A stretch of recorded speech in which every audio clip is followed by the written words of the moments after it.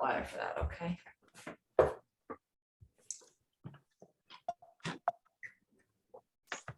That's not correct. I don't know if I'm gonna pass it. Okay, when he's done, okay? What is the next one?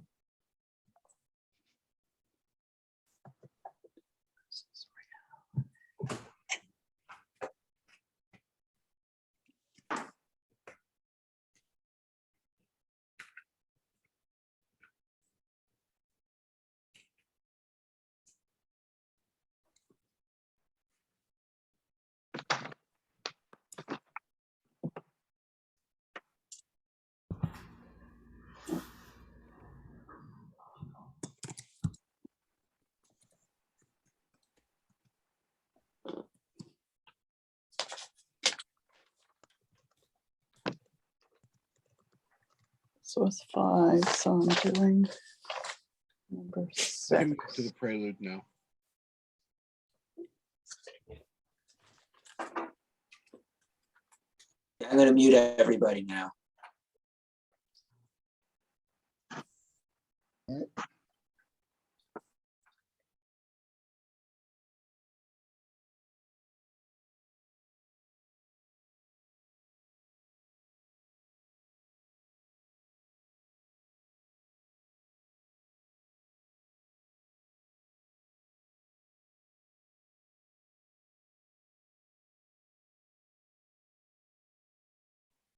Frank, we're not hearing the sound, which means you may need to go out of and come back into share screen and push the button share original sound.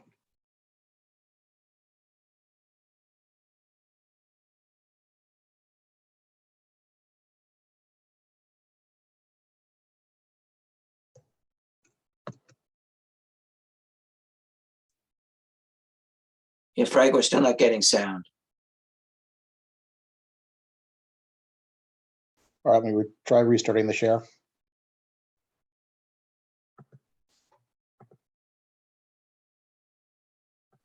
There's a button at the bottom of the share screen that talks about sharing original sound.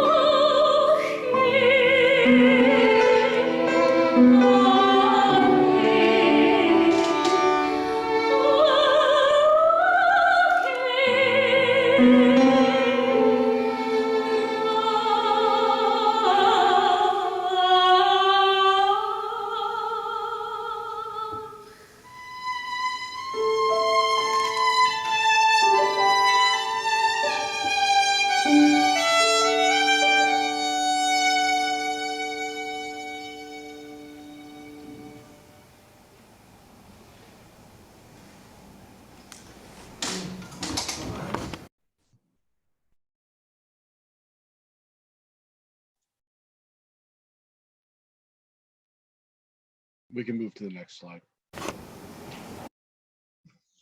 Our chalice lighting this morning are the words of Eric Heller Wagner. Blessed is the fire that burns deep in the soul. It is the flame of the human spirit touched into being by the mystery of life. It is the fire of reason, the fire of compassion, the fire of community, fire of justice, the fire of faith. It is the fire of love burning deep in the human heart, the divine glow in every life.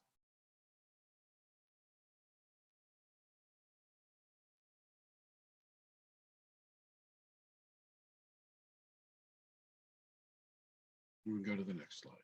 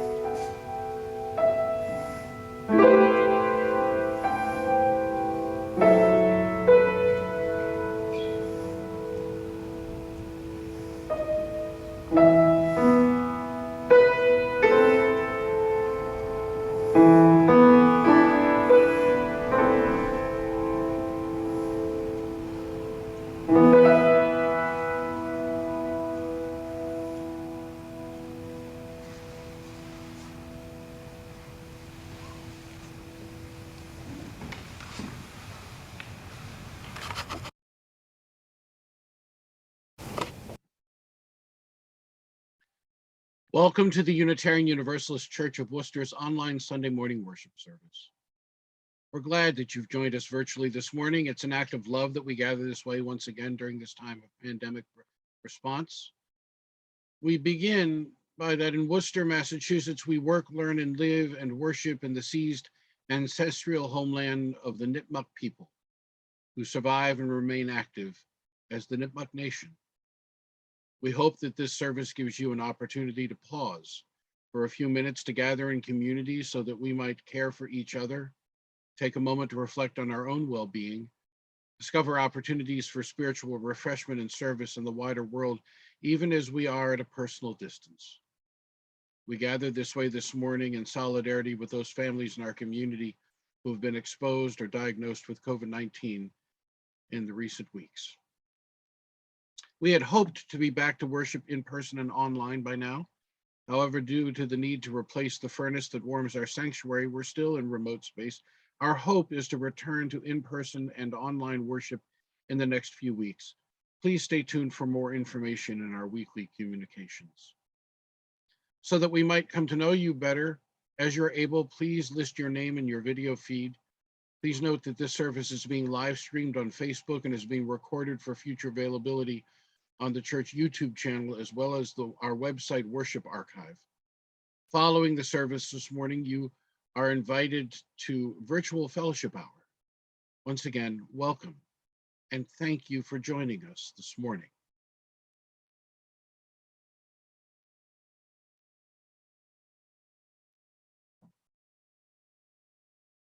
Our opening words this morning are those of Lynn Harrison. Committed to respond to the call of a wounded world, we join together this day with loving hearts, hands, and minds. Embracing the interconnected web of water, air, and earth, we light a fire of sustaining hope, ever bright with love and justice. May we bring forth this day new wisdom, strength, and courage to create a new world, not out of wealth, but well-being. A world of new peace and abundance for all. As we give thanks for this earth, our shared and singular home, may we dedicate ourselves to its ongoing care. Rising to the calls deep within us and all around us, may we respond today and always with courage and with love.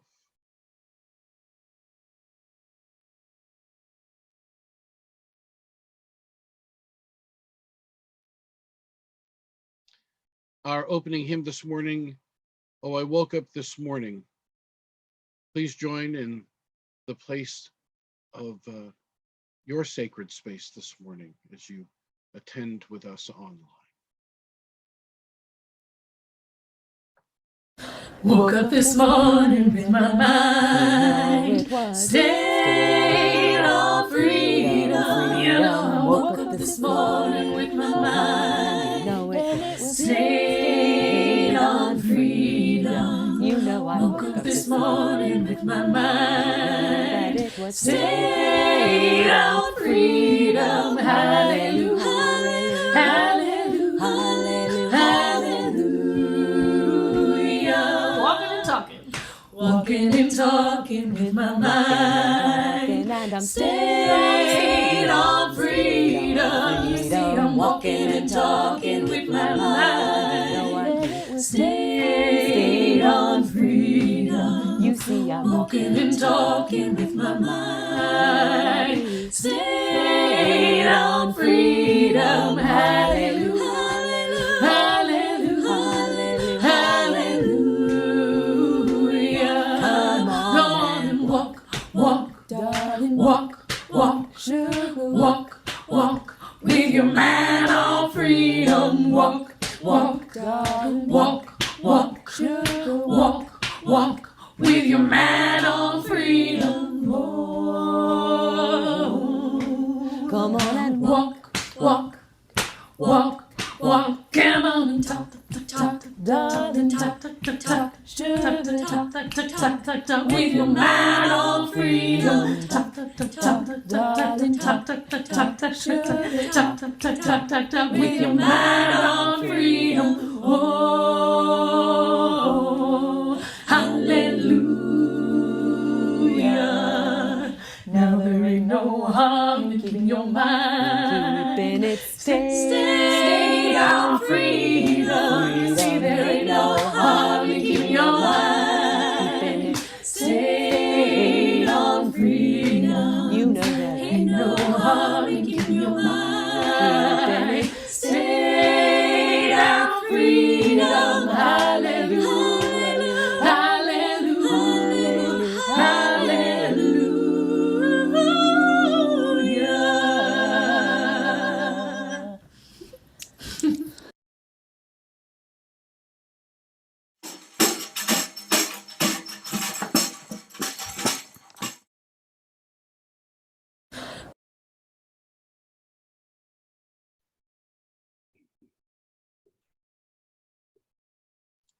I want to invite Robin Mitscovich to share with us our religious exploration moment this morning. Robin is the director of our religious exploration program. Good morning, Robin. It is so wonderful to see you. Good morning, Aaron, and likewise. This morning on our religious education exploration morning class, we read the book The Day You Begin by Jacqueline Woodson. And it's a lovely story about what happens when you're the different person in the room and how do you connect with others. And we talked about the saying, knowledge is power. And we, as Unitarian Universalists, know that when you get to learn more about another person and who they are, it connects you with that other person. And that is powerful when you're connected with somebody who you think maybe you don't have a lot in common with. Jacqueline Woodson is a Black author who we are lifting up this month with our Black History Month concentration. And we had a nice conversation about how simple conversations and questions can open up a world of knowledge and connection with people who you see as maybe being different from you. And tonight, our youth group is looking forward to hosting the new Afghani family who our church members are caring for and helping acclimate. And we're having a little get together in Fellowship Hall with the family for games and crafts and beading. So we're really excited about doing that. Thank you. Wonderful, Robin. Thank you so very, very much.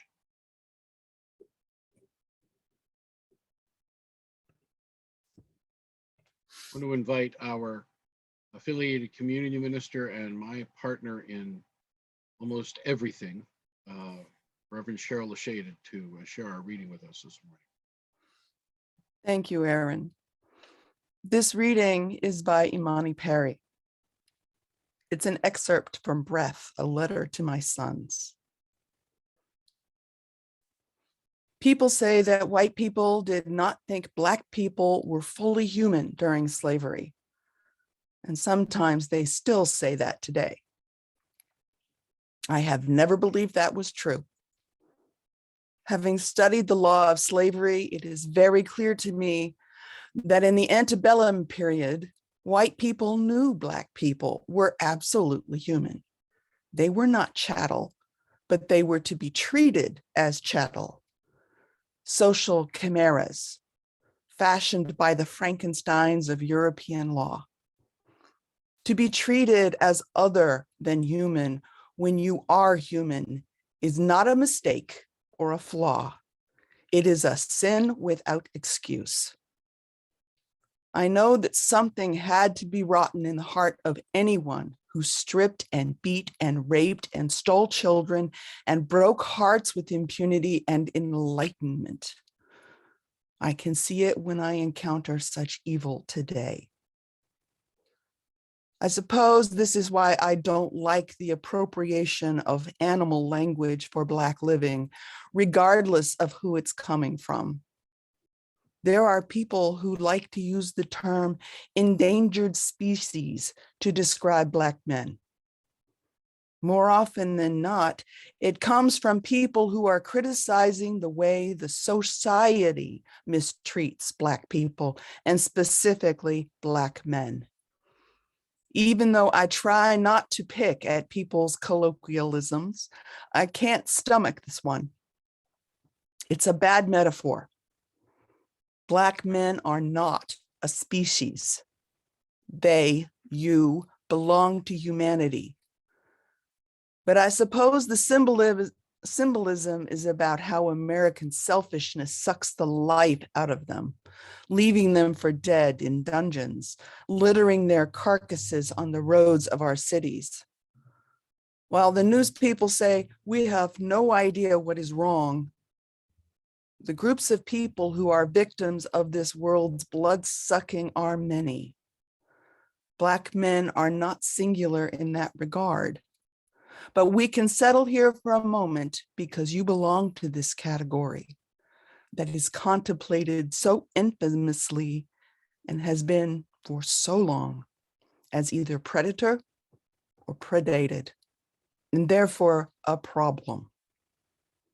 I'll say it again.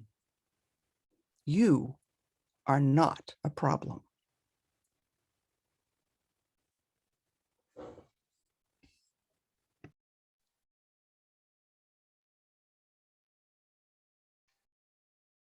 As is our custom, each week that we gather together, we are invited to share that which is symbolic of our own efforts and our own values and the work of our own hands and the thoughts and service of our minds and our bodies. An offering that is symbolic of our desire to continue to make the world a better place for all beings. So this morning, I invite you to contribute to our morning offering either by texting 508-231-5335 or by visiting www.uucworcester.org/donate. The morning offering will now be received.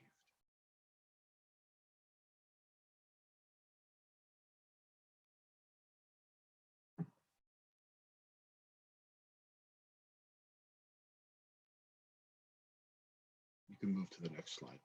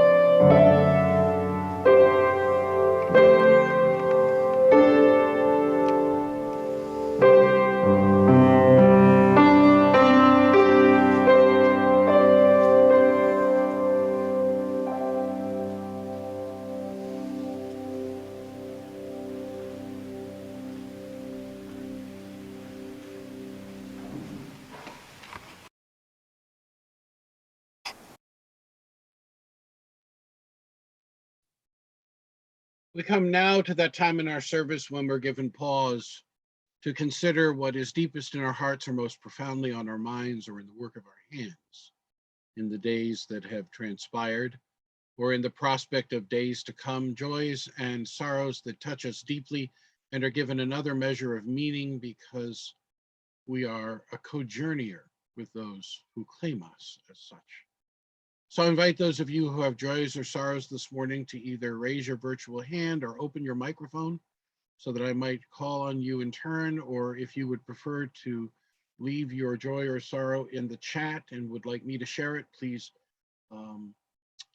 preceded by the words, please read, so I can find it carefully, both in our Zoom chat and also on our Facebook Live feed. I'm going to ask Frank to go ahead and stop share at this time and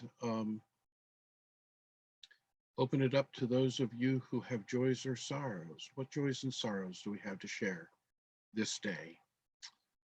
Laura Lenahan writes, in the past 36 hours, my home has been turned upside down after many police, medical personnel, and DCF. Ryan is now homeless and I'm legally responsible for my grandson. To explain how I'm feeling would take too long. If anyone has a couch for Rain or connections to a shelter, I can give you Rain's phone number. My life as I knew it has been shattered to pieces. Please keep my family in your heart. Thank you. Oh, Laura. We surround you and Rain and your grandbaby with so much love during this time, and so very sorry to hear of these troubles. Please do reach out to us as you have need. Are there other joys or sorrows this day?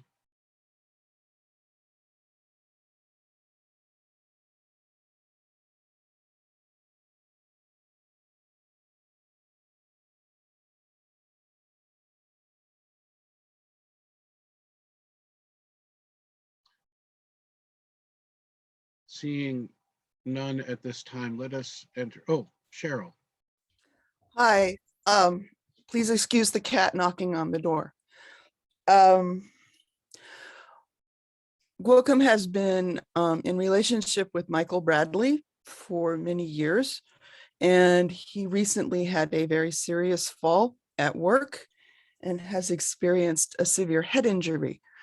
And he is asking for your prayers and support. He lives in Grafton and will be out of work at least until next week.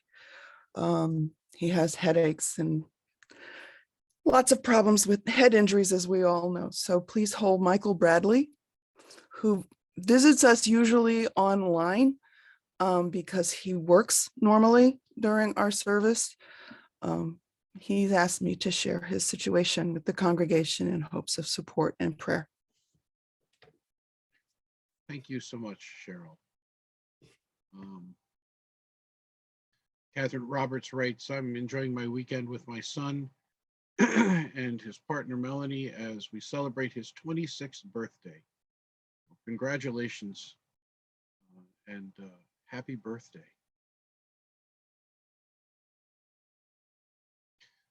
I also would like to share with the congregation that we have now received quotes for the furnace to be replaced, and we hope to accomplish this within the next week or two.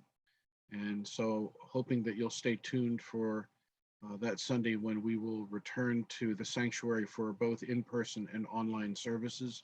It is coming soon, my friends, very soon. And we apologize for the delay, but we felt like it was probably more important to maintain your warmth than to have you show up at church in 4 layers of clothing in order to sit in a 30-degree sanctuary.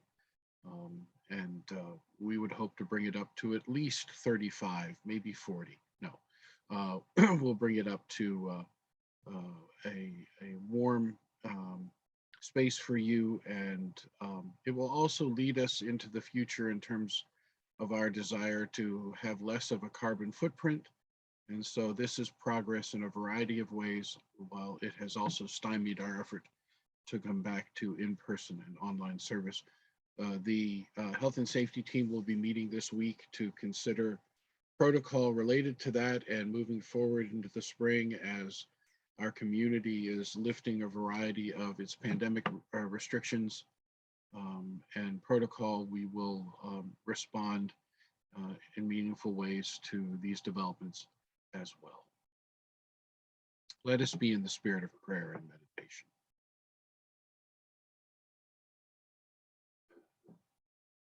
O Holy One, our hearts this day are with Laura and Rain and their family as they struggle with circumstances that have troubled them greatly. May they know the love and surrounding embrace of community. May they find all that they need in order to return to stability and health. May we hope that the day is coming soon when they may reconnect in ways that allow them to flourish. We also extend our thoughts for healing and wholeness for our friend Michael as he continues to recover from injuries. May he also know the embrace of community and the love that surrounds him and embraces him, permeates his body, is the essence of health and wholeness. On this day, we call to mind all of those people in our community and our world that are needful of such support and such surrounding. May the love that we feel permeate all that we are and all that we do as we reach out to an often bruised and hurting world. And may we together as a community of faith represent that health and that wholeness, that vision of justice, equity, and compassion that is so necessary for the thriving of all species, for all that which is true, right, real, and good this day. We give great and abiding thanks. Amen, and blessed be. Frank, we can return to the share screen for the musical meditation.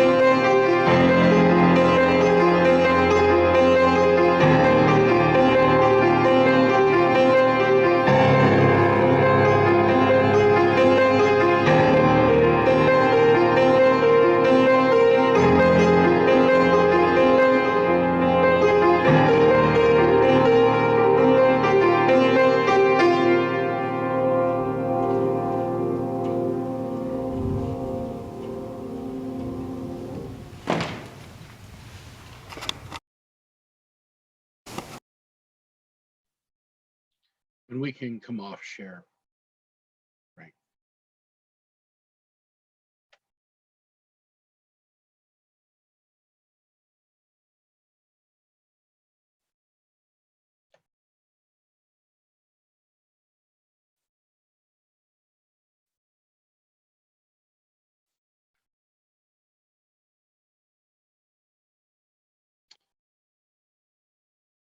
Thucydides, the 5th century Athenian historian in general, writing after the Athenian capture of Spartan forces in Sphacteria and the occupation of Pylos and Cytherea, writes, they announced that the Helots should choose out of their own number those who claimed to have done the best service to Sparta on campaign, implying that they would be given their freedom.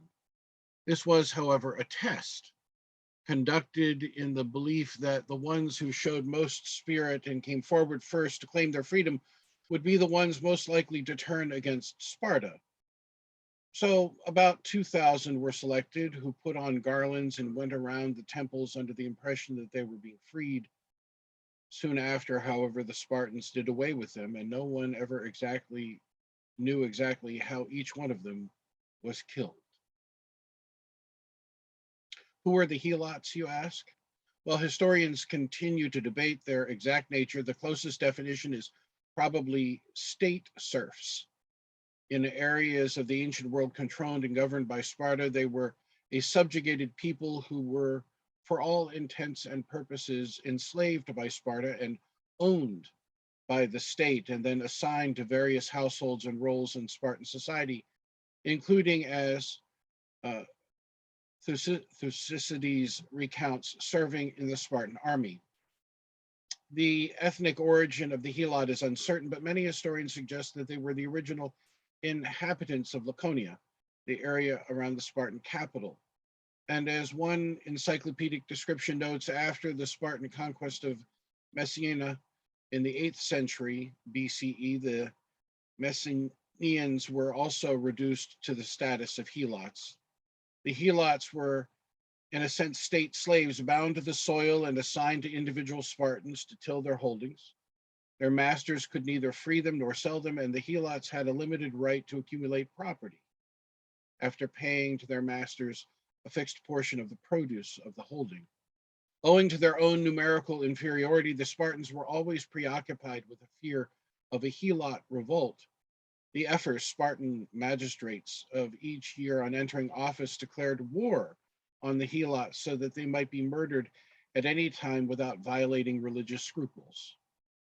It was the responsibility of the Spartan secret police to patrol the Laconian countryside and put to death any supposedly dangerous Helots. Sparta's conservative foreign policy is often attributed to the fear of revolts by the Helots. During wartime, Helots attended their masters on campaign and served as light-armed troops and sometimes also as rowers in the fleet.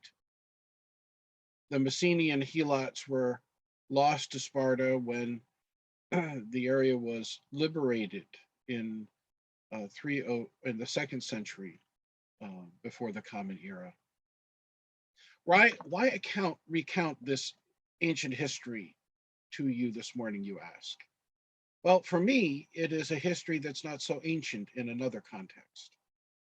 I want you to consider the following from writer Carrie Lee Merritt. Many vestiges of the past, she writes, have reemerged in Trump's America. As we impetuously tumble toward an uncertain future, we must always remember the oligarchs of this country have fortunes to protect, and white supremacy has always helped ensure their place at the apex of society. Whether pitting laborers of different races against each other, stoking racial fears through the sensationalistic and profit-driven media, or politically scapegoating entire ethnic groups, America's white elite have successfully modernized age-old strategies of using racism to prevent the formation of a broad coalition of people along class lines and across racial lines. Certainly, there is no apology for the racism of less affluent whites, nor any excuse, she notes. But we should still seek to understand the ways in which white supremacy and power remain entirely intertwined. She continues, by connecting the past struggles of Southerners to the present day issues of the American working class, the long history of the wealthiest whites using racism for their own advantage and economic gain becomes evident quickly. In Wetumpka, Alabama, just 1 year before the outbreak of the Civil War, an illiterate white named Franklin Vitch was dragged down the margin of the river, laid across a log, and whipped by a throng of blackguards. Not content with using their slaves to humiliate and punish the impoverished white person, the local vigilance committee, led by the most affluent slaveholders in town, ordered each to be stripped naked and ridden on a rail. From the lintel of his own door, he was repeatedly hanged until he was black in the face, a source reported, making nearly unbelievable the fact that he survived the ordeal. While the local master class had once charged the poor man with being a Negro and afterwards with associating with Black people, his particular offense at the time was one of the most common charges throughout the Deep South. The owners of flesh ordered and executed the torturous violence, the vicious beating, and the savage limping, all due to the unfounded allegation that Beach sold liquor to Black slaves. What Lee Merritt is giving witness to is a long legacy of abuse of the white poor and the co-opting of said people in the service to the maintenance of economic power through social terror for those who were land-owning elites. Merritt's article in this issue begins with a quote from the 19th century populist leader in Georgia, Tom Watson, who told a crowd of Black and white laborers in 1892, "You are made to hate each other because upon that hatred is rested the keystone of the arch of financial despotism which enslaves you both." Elites, writes Merritt, established and perpetuated segregation, as Watson argued, benefiting in multiple ways. From the era of slavery to the struggles of working class people today, many of the problems plaguing our country in general and the South in particular, and indeed the nation itself, are a direct result of racism. The parallel for me is how racism evolved and was maintained in the South in ways that look strikingly similar to the ways in which the Spartan landowners and magistrates treated the enslaved in their midst, both in terms of the terror that was met upon many and the ways in which freedoms were extended in order to co-opt the power necessary to defend the very system that continued to enslave so many. Looking now at this history, my hope is that we might gain some insight into the current state of our country and the ways in which the powers that have sought to manipulate white people in order to maintain economic advantage and racial animus. Let's return for a moment to Merritt's own words. Poor whites, says Merritt, had no real stake in maintaining slavery. Instead, they witnessed daily how slavery drove down their wages and effectively nullified their bargaining power as laborers. Furthermore, poor whites and African Americans not only drank, socialized, and slept together, but because both groups were shut out of the formal economy, they also created an entire underground economy, a black market in which they traded liquor and food and services. Due to these professional and personal ties between poor whites and Blacks, as evidenced by Franklin Beach's case, segregation became more and more difficult for the master class to maintain. Southern laws placed increasingly strict behavioral regulations on sex and drinking and gambling and other social infractions, further monitoring poor whites and Blacks in an attempt to keep them separated. Poor whites and free Blacks were often targeted for vagrancy, the criminal act of quite literally doing nothing. Yet incarceration alone could not keep one of the world's largest slave systems running efficiently. Instead, the master class needed a total system of policing and spying on and torturing people. Merritt continues, after working in tandem with local criminal justice systems, the Deep South's vigilante groups were populated by the same men who ran local and state governments, comprised the slave patrols, and lorded over and brutalized the enslaved privately. Vigilance committees had existed in the Deep South as early as the mid-1830s and began rapidly springing up throughout the region in the 1850s. They essentially monitored the behaviors and beliefs of both Blacks and less affluent whites, precursors to the Ku Klux Klan. These terrorists used violence and the threats of it to preserve the institution of slavery and keep poor whites under control. While historians have never known precisely how many people endured the horrors of pro-slavery Southern mobs and vigilantes, it's clear that the bloodshed intensified the decade before the Civil War. There were at least 300 reported lynchings each year in what would become the Confederacy. While many Americans have long wondered why there were not more instances of slave rebellions or biracial revolts among lower classes, the reality is different. Merritt says, there were hundreds, if not thousands, of uprisings planned by the poor whites and Blacks in the decades leading to secession. But the all-powerful slave owners either crushed these rebellions in their infancy or stopped them before they even began. The old trope of docility among the Southern underclasses, therefore, is incorrect, Merritt notes. There was, in fact, a burning desire for freedom and change, but the master class had devised a system so complete and so vicious that the enslaved free Blacks and poor whites were essentially rendered powerless in the face of oppression.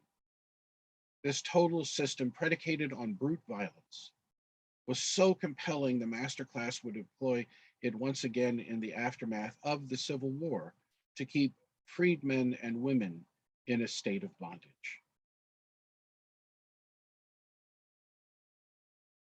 What does that state of brute violence look like?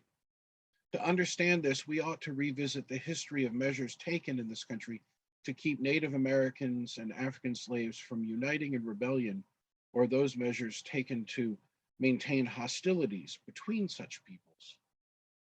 And here I turn to the work of Bill Bigelow and his Color Line project that's part of the Zinn Education Project. So if we were to predict the measures that were taken to keep Indians or Native Americans and Black people from uniting to plan an escape or rebellion, or that may have been intended to make them feel hostile toward each other, we might consider the following realities.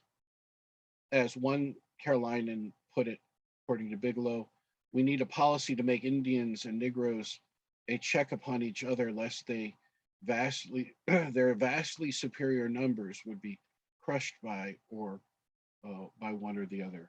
Whites passed laws to prohibit free Blacks from traveling in Indian country. Treaties with Indian tribes required the return of people who had fled slavery. In 1683, a New York law made it a crime for, at that time, the word is used as Negro or Indian slaves, to meet anywhere together in groups of 4 or more, to be armed with guns, swords, clubs, staves, and any other kind of weapon. In 1690, a Connecticut law forbade Indians and Blacks from walking behind the town limits without a pass. Connecticut, Rhode Island, and Massachusetts all had 9 p.m. curfews for enslaved Blacks and Native Americans. In 1773, New York passed a law to prevent African enslaved and Indian slaves from appearing in the streets after 8 at night without a lantern with a lighted candle in it. Whites hired local Indians to hunt down enslaved Black people who had escaped from slavery. In 1676, Maryland offered rewards to Native Americans for capturing enslaved Blacks who had run away. In 1740, South Carolina offered Indians 100 pounds for capturing each enslaved Black person alive, and 50 pounds for every scalp of a grown Black slave. In 1729, South Carolina hired Catawba Indians to recapture or kill enslaved Blacks who had rebelled in Stone Oak, South Carolina. In 1725, South Carolina outlawed the bringing of any enslaved Black people into the frontier, as One British colonel said the slaves talk good English as well as the Cherokee language and too often tell falsities to the Indians, which they are apt to believe. Whites sold a large number of Indians as slaves in the West Indies. In a single year, more than 10,000 Native Americans were enslaved and shipped in chains to the West Indies from the port of Charleston, South Carolina. The British encouraged the so-called 5 civilized tribes, the Cherokee, the Creek, the Chickasaw, the Choctaw, and the Seminole, to enslave Africans, as the whites were doing. Unfortunately, enslaved Black people made up between 10 and 20% of all the groups, but the Seminoles. The Cherokee adopted a slave code to prevent Blacks from learning to read and write, and provided that if an enslaved person ran off, other tribe members were obligated to catch that person who had fled. Slavery contributed to inequality within each Indian nation. Only a relatively small elite of 12% of the Cherokees enslaved people. Virginia lawmakers made slave patrols compulsory for non-slaveholding whites. These groups of white citizens were charged with policing the enslaved, enforcing discipline, and guarding routes of escape. By the early 18th century, every Virginia county had a militia of landless whites, readying in case of any sudden eruption of Indians or insurrection by Black enslaved people, according to Ibrahim Kennedy, and stamped from the beginning. And then there are the laws and policies that were adopted to discourage white indentured servants and enslaved Black people from running away together. 1691 Virginia law provided that in any case, any English servant shall run away in the company of the Black enslaved, the servant would suffer extra years of servitude to the master of the escaped enslaved person. And the issue of how poor whites and white indentured servants were taught to believe that they were superior to and didn't have anything in common with Black people. All white people were encouraged to believe that they were superior to Black people, and all white legislators passed laws that emphasized white superiority. For example, in 1723, Maryland passed a law provided for cutting off the ears of any Black person who struck a white person. There's a Virginia colonial law sentenced white people to 25 lashes for stealing a pig, but increased it to 39 lashes if the person were Black or Native American. Poor white people were enlisted to hunt down people who were fleeing enslavement and were put on slave patrols. In 1705, a Virginia law required that when the white person's period of indenture was over, a master must provide men with 10 bushels of corn, 30 shillings, and a gun, and women with 15 bushels of corn and 40 shillings. The freed slaves were also given 50 acres of land. After Bacon's rebellion in 1676, amnesty was given to white people, but not to Black people. White lawmakers gave white servants numerous advantages they did not give to Black people, including the right to testify against their so-called masters in court if they were not treated properly.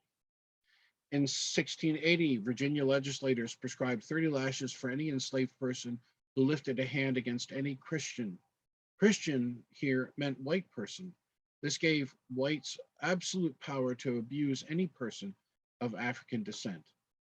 New York lawmakers stripped free Black people from the right to own property, but then called the free Black enslaved people of the colony an idle people who weighed on the public charge.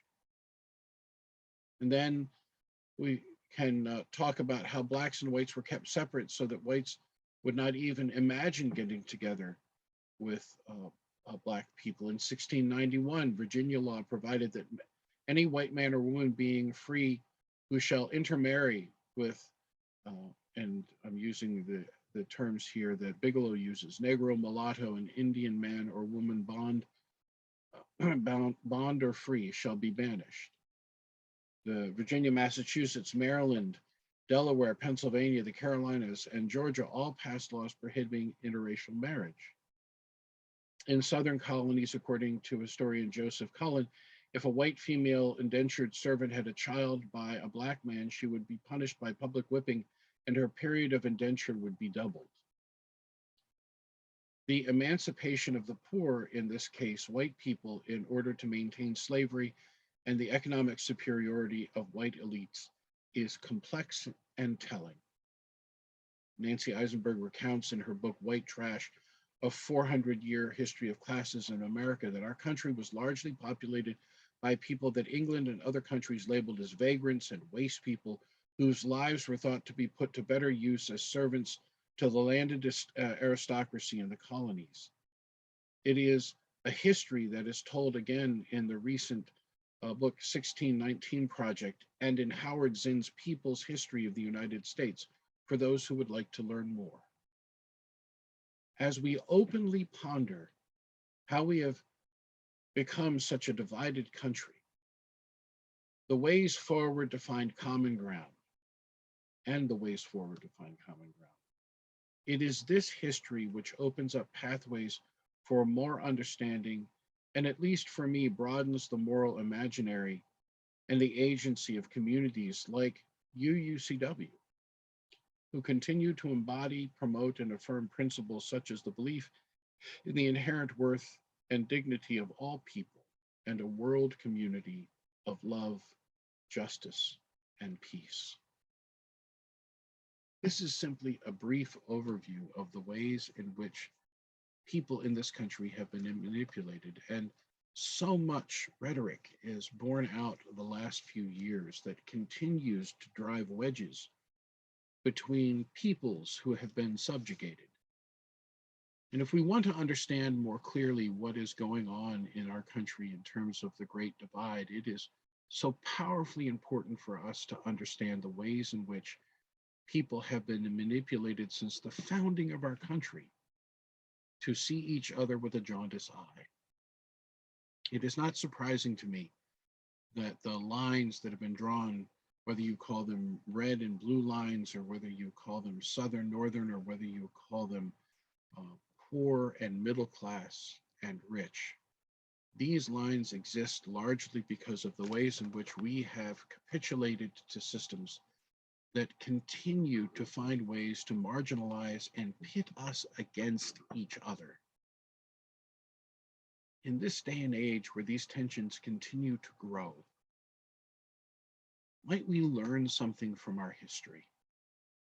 Might we learn something from the past that we can bring consciousness into the present, that reminds us that we are far more alike than we are different, and that the way we have been treated, while it is important to remember that those that were enslaved in this country, our Native American brothers and sisters and African enslaved people, were treated far worse than any other person who was considered white or who became white because of the way in which people were manipulated to understand their relationship to others.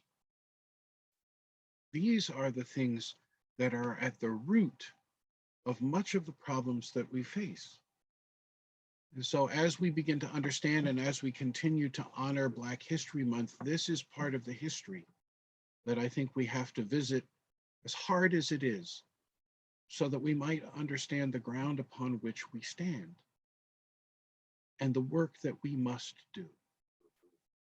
I invite you to continue to consider these histories as you yourselves explore the ways in which our world is shattered and broken, but more importantly, the ways in which we, as human beings, can recreate that world so that all people might prosper and thrive, find wholeness and health, and begin to treat each other as kin.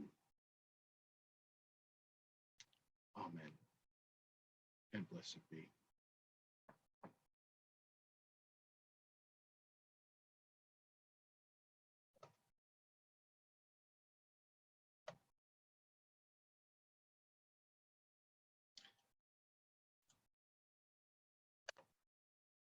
Frank, we can go back into our slides.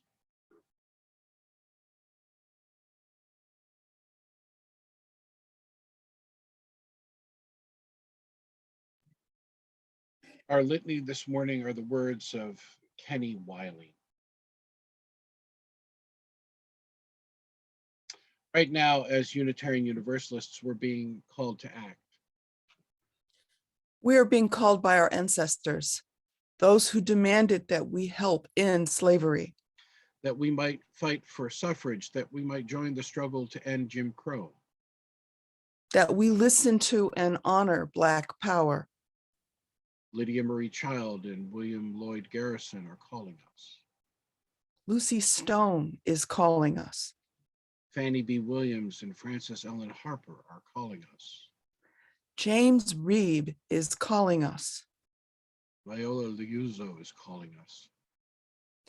Guided by that enduring, unfulfilled promise of the belief in the inherent worth and dignity of every person.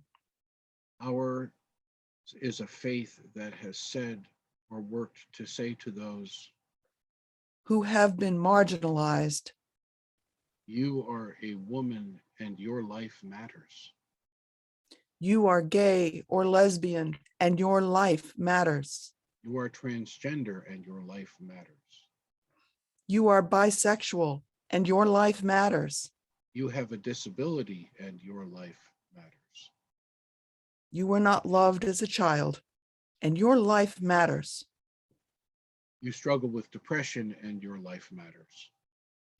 Right now, we are being called By our ancestors, by our principles, by young Black activists across the country to promote and affirm. You are young and Black and your life matters.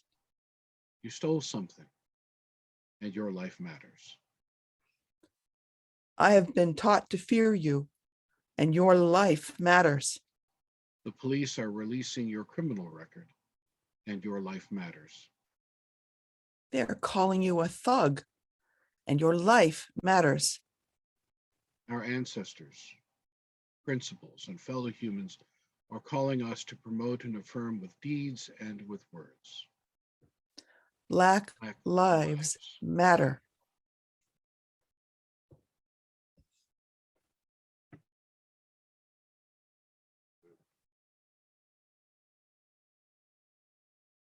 We can move. Our closing hymn is There is a River Flowing in My Soul. Please join together. There's a river flowing in my soul.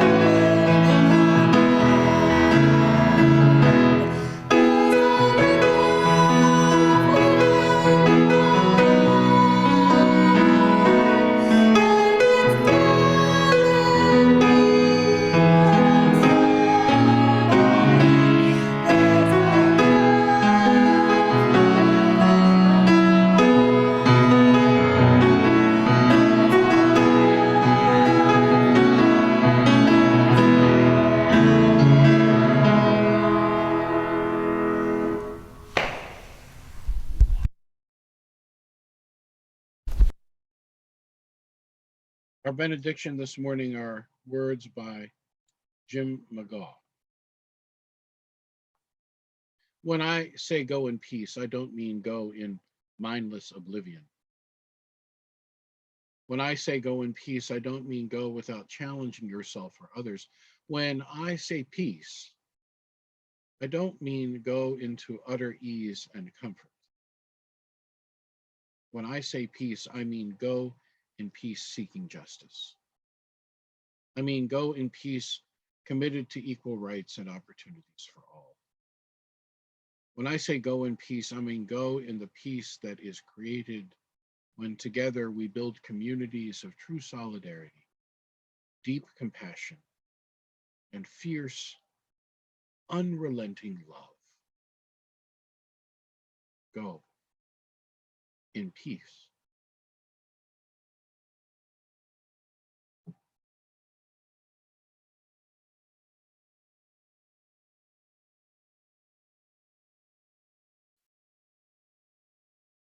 We can move to the postlude.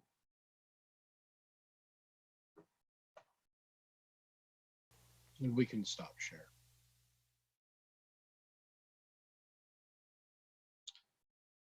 Once again, beloved, our worship has ended, but our service continues next with an opportunity for conversation, fellowship.